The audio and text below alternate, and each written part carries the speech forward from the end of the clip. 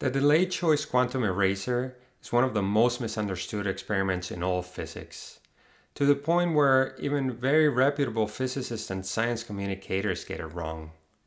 Now, in the past year or so, there have been some attempts to demystify this experiment and offer valid explanations that do not call for backwards in time communication or the need of a conscious being to justify its results.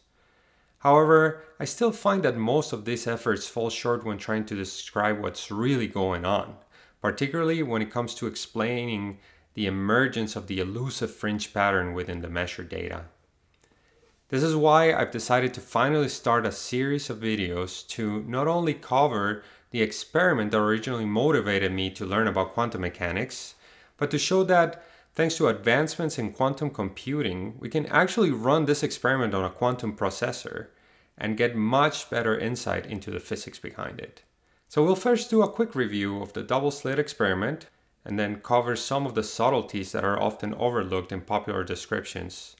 We will also describe how we can actually map such an experiment into a simple quantum circuit model.